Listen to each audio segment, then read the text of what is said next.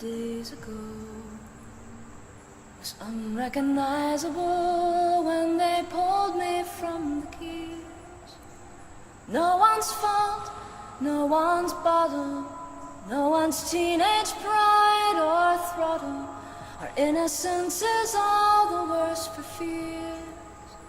The other walked away alive, arms wrapped now around his wife. My lover sits the silent eye in a hurricane of warmth and word. My mother trembles with the sobs whose absence seems absurd. My sister shouts to let her see through the cloud of crowds surrounding me. My colleagues call for silence in my name.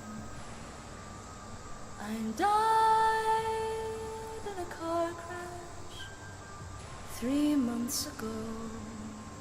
They burned me till I glowed and crumbled to a fine gray sand.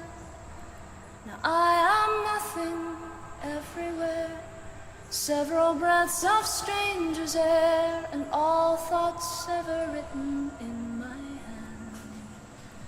They plant my tree out in the yard. It grows but takes the winter hard. My lover puts it